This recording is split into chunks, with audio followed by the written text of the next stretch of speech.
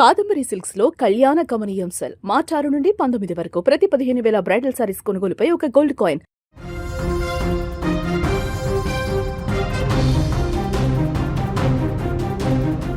ప్రపంచం ఊహించని రీతిలో రణక్షేత్రం రూపు మార్చుకుంటోంది.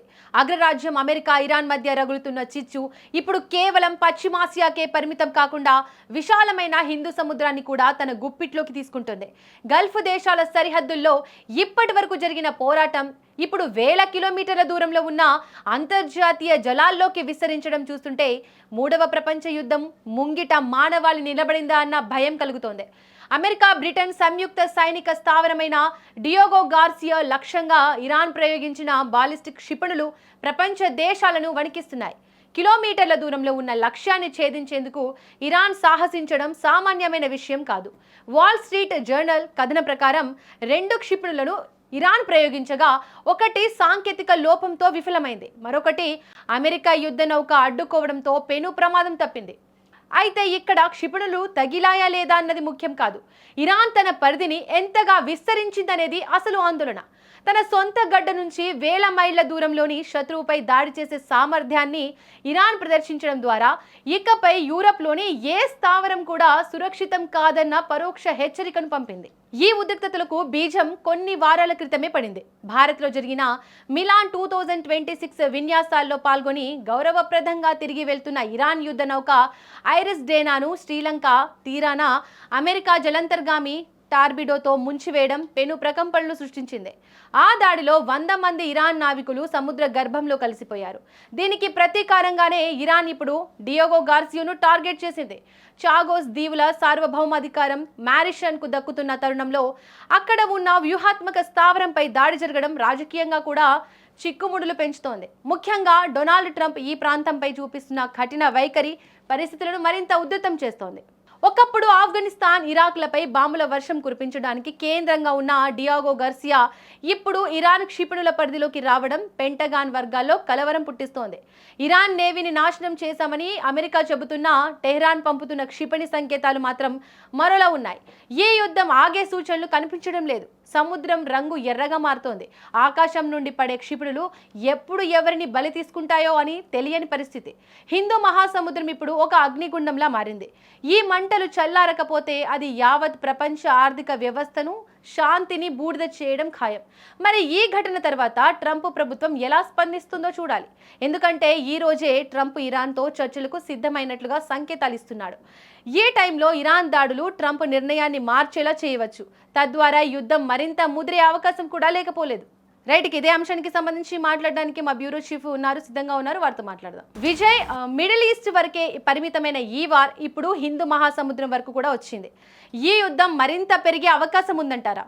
ఎస్ దీపిక, ఇప్పటి వరకు జరిగినటువంటి ఇరాన్ వార్లో అంటే అమెరికా, ఇజ్రాయెల్ వర్సెస్ ఇరాన్ వార్లో ఇప్పటి వరకు కూడా మధ్య ప్రాచ్యంలో అంటే మిడిల్ ఈస్ట్లో వరకే ఇప్పటి వరకు కూడా ఈ యుద్ధ ప్రభావం ఉంది. అక్కడ ఉన్నటువంటి గల్ఫ్ దేశాల వరకే ఈ యుద్ధం పాకింది అనుకోవచ్చు. అయితే ఇప్పుడు తాజాగా అమెరికా చేస్తున్నటువంటి కొన్ని సైనిక చర్యలు, అదేవిధంగా దానికి ప్రతిదాడిగా ఇరాన్ చేస్తున్నటువంటి కౌంటర్ అటాక్ చూస్తే ఇప్పుడు హిందూ మహాసముద్రంలో ఉన్నటువంటి జలాలకు కూడా ఈ యుద్ధం పాకింది అనేటువంటి ఒక విషయాన్ని చాలా స్పష్టంగా చెప్పవచ్చు. ఎందుకంటే తాజాగా ఇరాన్ ప్రయోగించినటువంటి 2 మిసైల్సే అందుకు కారణం కాబోతున్నాయి. ఎందుకంటే ఇటీవల మన విశాఖపట్నం నుంచి నేరుగా తిరిగి వెళ్తూ అంటే ఇరాన్కి సంబంధించినటువంటి ఒక వార్షిప్, అందులో ఉన్నటువంటి నేవల్ ఆఫీసర్స్ అండ్ స్టాఫ్ తిరిగి వెళ్తున్నటువంటి క్రమంలో శ్రీలంక తీరానికి సమీపంలో అంటే శ్రీలంక సంబంధించినటువంటి అక్కడ హిందూ మహాసముద్రం జలాలకు సమీపంలో ఉన్నటువంటి ఐఎన్ఎస్ డేనా అనేటువంటి ఇరాన్కి సంబంధించినటువంటి ఈ వార్షిప్ను ఈ ప్రాంతం నుంచి ఇప్పుడు ప్రస్తుతం మనం చెప్పుకుంటున్నటువంటి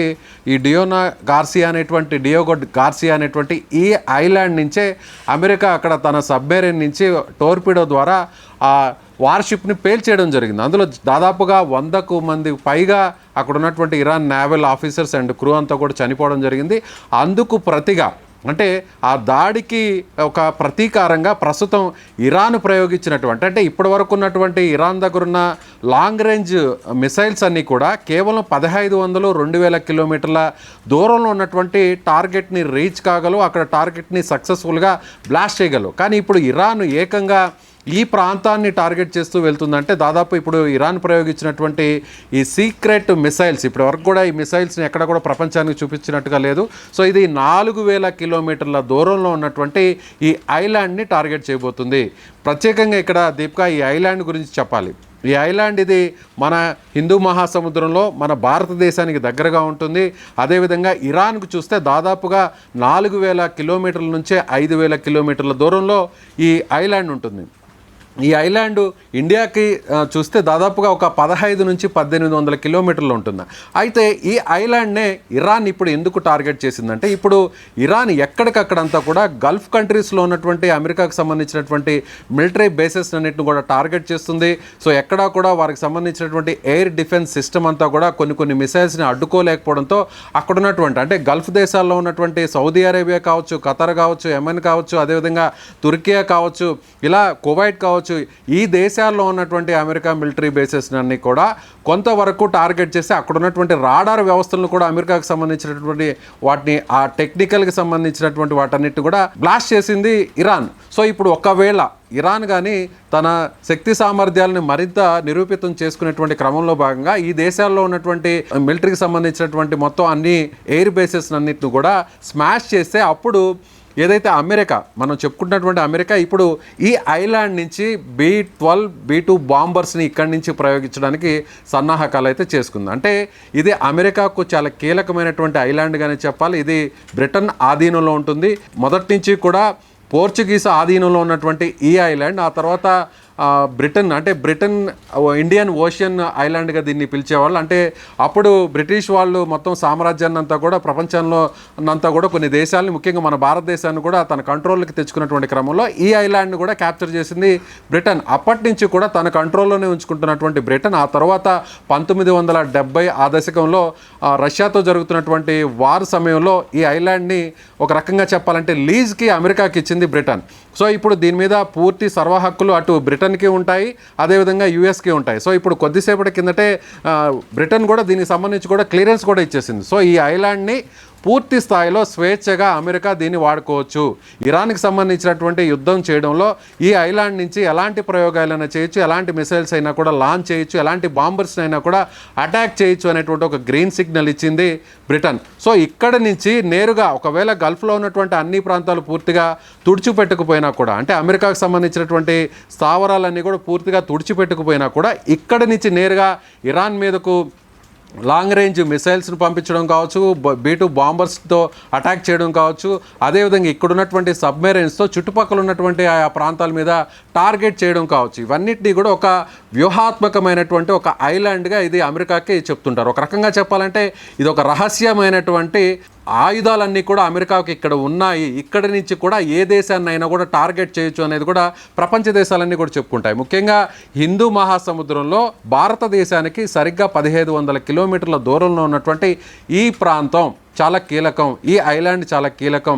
ఇక్కడి నుంచి అటు ఆఫ్రికాకు దగ్గరగా ఉంటుంది, అలాగే ఇప్పుడు పశ్చిమ ఆసియా మధ్య ప్రాచ్యంలో ఉన్నటువంటి గల్ఫ్ కంట్రీస్ కావచ్చు, లేదంటే ఇరాన్ కావచ్చు, ఇది దగ్గరగా ఉంటుంది. అంటే దాదాపుగా 3 నుంచి 4000 కిలోమీటర్ల దూరంలో ఉంటుంది. అదేవిధంగా ఆసియా కంట్రీస్ అన్నిటికీ కూడా ఇది ఒక రకంగా అంటే అమెరికా ఇక్కడి నుంచి ఏ ఖండంలో ఉన్నటువంటి దేశాన్ని అయినా కూడా టార్గెట్ చేసేటువంటి ఒక శక్తి సామర్థ్యాలు, ఆయుధాలు, సో ఆ ఎక్విప్మెంట్ అంతా కూడా ఇక్కడ ఉంది అనేది అందరూ కూడా చెప్తున్నారు. సో ఇక్కడి నుంచి ఆపరేషన్స్ చేస్తే ఇరాన్ని పూర్తి స్థాయిలో అటాక్ చేసి ఒక రకంగా మొత్తం నిర్మూలించవచ్చు అనేటువంటి వ్యూహంతో అమెరికా ఉంది. అందుకు తగ్గట్టుగానే నేరుగా అక్కడి నుంచి ఈ ఐలాండ్నే టార్గెట్ చేస్తుంది ఇరాన్ అని అనుకోవచ్చు. దీపిక, విజయ్, డియోగో గార్సియో లాంటి కీలక స్థావరాన్ని టార్గెట్ చేయడం ద్వారా ఇరాన్ ఎలాంటి సందేశాన్ని ఇస్తుందంటారు? ఎందుకు డియోగో గార్సియో ఎందుకంత ప్రత్యేకం? దీనివల్ల భారత్కి ఏమైనా ఇబ్బందులు ఉంటాయా ఫ్యూచర్లో?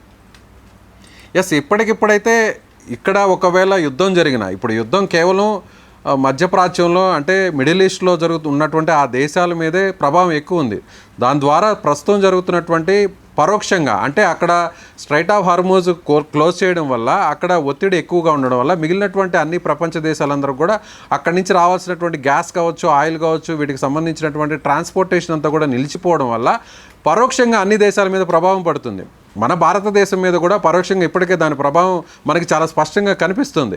అయితే ఇప్పుడు వార్ విషయానికి వస్తే ఇప్పుడు ఇండియాకు పెద్దగా ఇబ్బంది ఏమీ లేకపోవచ్చు. ఎందుకంటే ఇప్పుడు ఇండియా అటు ఇరాన్ వైపు లేదు, అదేవిధంగా ఇజ్రాయెల్ అమెరికా వైపు లేదు, తటస్థంగా ఉంది. కాబట్టి ఇక్కడ నుంచి ఈ ఐలాండ్ నుంచి ఒకవేళ అటాక్ చేస్తే, ఇరాన్ మీద అటాక్ చేస్తే ఇండియాకు వచ్చేటువంటి ప్రమాదం ఇప్పటికిప్పుడు లేదు. కాబట్టి అయినా కూడా పాకిస్తాన్ ఏం చేస్తుంది అనేటువంటి ఒక టెన్షన్ అందరిలో కూడా ఉంటుంది. దీన్ని అవకాశంగా తీసుకొని ఇప్పటికే ఆపరేషన్ సింధూర్తో కోలుకోలేని దెబ్బలు తిన్నటువంటి పాకిస్తాన్ దీన్ని అదునుగా చూసి మళ్ళీ తన కుక్క బుద్ధిని ఏమైనా చూపిస్తుందా అనేటువంటి ఒక ఆందోళన కూడా కొన్ని వర్గాలు చేస్తున్నప్పటికీ ప్రస్తుతానికైతే మాత్రం ఇండియాకు వచ్చినటువంటి ఇబ్బంది లేదనే చెప్పాలి.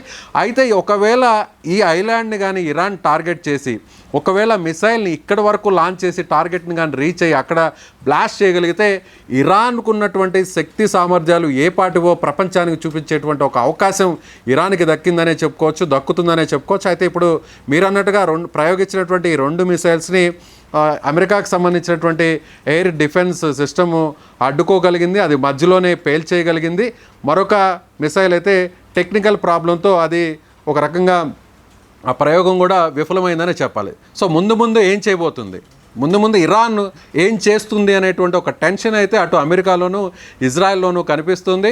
ముఖ్యంగా ఇరాన్ ఇప్పటి వరకు కూడా చాలా మనం అనేక డ్రోన్స్ చూసాం, సూసైడ్ డ్రోన్స్ని చూసాం, తక్కువ ఖర్చుతోనే ఎక్కువ టార్గెట్స్ని రీచ్ చేయడం, అదేవిధంగా డాన్సింగ్ మిసైల్స్, ఇలా రకరకాల ఎవరికీ తెలియనటువంటి అనేక మిసైల్స్ని కావచ్చు, డ్రోన్స్ కావచ్చు, తనకు అవకాశం వచ్చినటువంటి ప్రతి సందర్భంలో ఐఆర్జీసీ అటాక్ చేస్తుంది. ఇప్పుడు మళ్ళీ కూడా ఈ ఐలాండ్ మీద అటాక్ చేసేటువంటి అవకాశం ఎంతవరకు ఉంటుంది అనేది కూడా ఇప్పుడు లెక్కలు వేస్తున్నారు దీపిక. ఇండియన్ ఓషన్ ఇప్పుడు యుద్ధ క్షేత్రంగా మారితే దాని ప్రభావం ప్రపంచ దేశాలపై వాణిజ్య ప్రభావం ఏ విధంగా ఉండే అవకాశాలు ఉన్నాయి? ఇప్పటికే మనం వార్ ప్రభావం ఇండియాలో ప్రత్యక్షంగా చూస్తున్నాం, ఎల్పిజి సమస్య.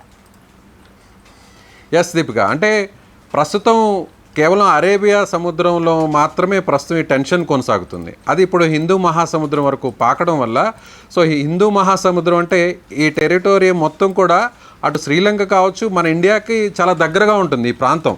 ఈ హిందూ మహాసముద్రం అంటే ఆ పేరులోనే ఉంది, అంటే మన హిందుస్థాన్కి సంబంధించినటువంటి ఒక మహాసముద్రంగా కూడా దీనికి ఆ పేరే ఉంది. అంటే ఈ సముద్ర భాగంలో ఇప్పుడు ఒకవేళ వార్కి సంబంధించినటువంటి ఆ ఇన్సిడెంట్స్ కావచ్చు, అదంటే అటాక్స్ కావచ్చు, లేదంటే మిసైల్ లాంచింగ్స్ కావచ్చు, టార్గెట్స్ కావచ్చు, ఇవన్నీ కూడా ఇప్పుడు హిందూ మహాసముద్రంలో జరిగితే అక్కడ చుట్టుపక్కల ఉన్నటువంటి దేశాల్లో ప్రధానమైనటువంటి దేశం మన భారతదేశం. అంటే అక్కడి నుంచి కేవలం ఒక 15 కిలోమీటర్ల దూరంలో మాత్రమే మన దేశ భూభాగం ఉంటుంది.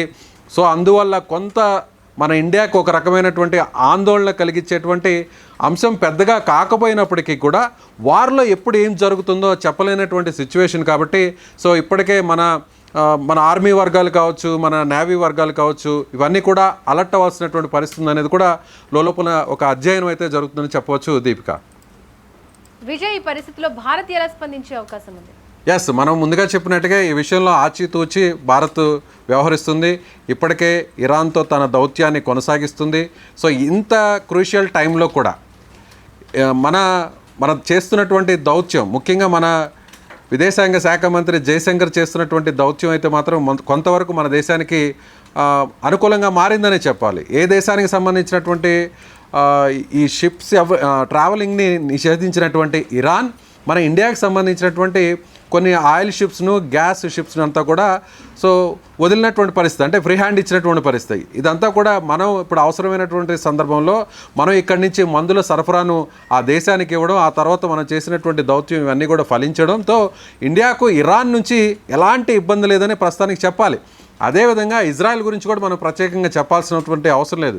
అక్కడ ఉంటున్నటువంటి వారందరూ కూడా మొదటి నుంచి కూడా, అంటే కొన్ని దశాబ్దాలుగా, ఒక రకంగా చెప్పాలంటే శతాబ్దానికి పైగా కూడా అక్కడ ఉన్నటువంటి ఆ ప్రజలు కావచ్చు, అక్కడ ఉన్నటువంటి నాయకత్వం కావచ్చు, దశాబ్దాలుగా మన ఇండియాతో, మన భారతదేశంతో ఒక మిత్రుడుగా ఉన్నటువంటి దేశం ఇజ్రాయెల్. మనకు అవసరమైనటువంటి సందర్భంలో వారి టెక్నాలజీని, అదేవిధంగా యుద్ధ సమయంలో వారికి సంబంధించినటువంటి ఆయుధ సామాగ్రిని అంతా కూడా ఎప్పటికప్పుడు మనకి అందిస్తున్నటువంటి దేశం ఇజ్రాయెల్. సో కాబట్టి ఇక అమెరికా విషయం అయితే మాత్రం ఇప్పటికిప్పుడు భారత్ మీద ఎలాంటి చర్య తీసుకునేటువంటి పరిస్థితి లేదు. సో ఇజ్రాయెల్ ఇరాన్తో పోలిస్తే అమెరికాకు ఒక రకంగా చెప్పాలంటే భారత్ జోలికి వస్తే ఖచ్చితంగా భారత్ శక్తి సామర్థ్యాలు ఏ పాటివో ఆపరేషన్ సింధూర్లో అమెరికా చూసింది. సో అటు చైనాకు సంబంధించినటువంటి టెక్నాలజీని అలాగే అమెరికాకు సంబంధించినటువంటి ఫైటర్ జెట్స్ని ఎంత ఈజీగా మనం టార్గెట్ చేయగలిగామో సో ప్రపంచ దేశాలు చూసే అమెరికా కూడా ఆ విషయం తెలిసి వచ్చింది. కాబట్టి అమెరికా తన వక్రబుద్ధిని ఈ సమయంలో తనకు అనుకూలంగా మలుచుకొని ఇండియా మీద ఏ చిన్న పొరపాటు చేసేటువంటి అవకాశం అయితే ప్రస్తుతానికైతే లేదనే చెప్పాలి Deepika. Right Vijay, thank you.